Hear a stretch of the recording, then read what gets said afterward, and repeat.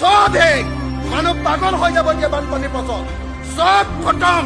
100 বছৰ 200 বছৰ যি ইনকাম কৰিছিলে চব শেষ হৈ গ'ল। মানুহ পাগল হৈ গৈছে। চব শেষ খতম।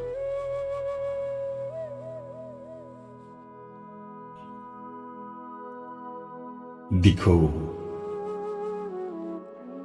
তোক লৈ আৰু কবিতা নিলিখো দিখৌ, তোক লৈ আৰু বিহুগীত নাগাওঁ, তই বৰ নিৰ্দয়ী। ক'ত লুকুৱাই ৰাখিছিলি তোৰ এই ৰাক্ষসী ৰূপ? এতিয়া পৰিল নে সাপ তোৰ বুকু? সদায় দেখি আহিছো তোৰ শান্ত সমাহিত ৰূপ। কি চলেৰে কৰিলি তোৰ এই কুৎসিত অভিসাৰ? তই বৰ ৰাক্ষসী দিখৌ।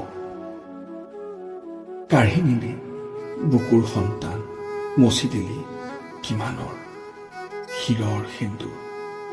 খেতি গ'ল, পথাৰ ডুবিল, ভঁৰাল ডুবিল, গোহালি উদং হ'ল, ঘৰ বাৰী কাপোৰ কানি বিচনা চৰু লাম লাকতো সকলো শেষ। তোৰ বুকুতেই উচন গ'ল। এতিয়া কেৱল পলস আৰু পলস। পথাৰত পলস, ঘৰত পলস আৰু বুকুত পলস। সেই পলসত আৰু কাহানি বা গজিবনে আশাৰ পদুম?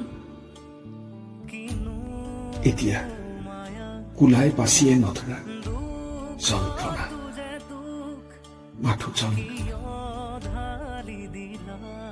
আপোন ঘৰখন চকুৰ সন্মুখত উটি যোৱাৰ যন্ত্ৰণা, বুকুৰ মানুহবোৰ উটি যোৱাৰ যন্ত্ৰণা, শিশুবোৰৰ ভৱিষ্যত উটি যোৱাৰ যন্ত্ৰণা, পেটৰ যন্ত্ৰণা, বিয়াহৰ যন্ত্ৰণা,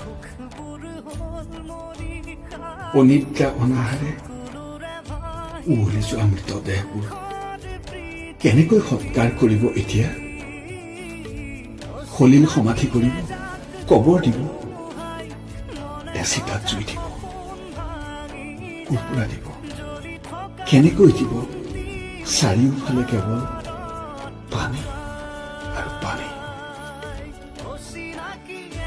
সৰ্বশ্ৰান্ত মানুহবোৰে ক'ৰ পৰা মিলিব জীৱনৰ পাতনি? আছেনে তোৰ হাতত?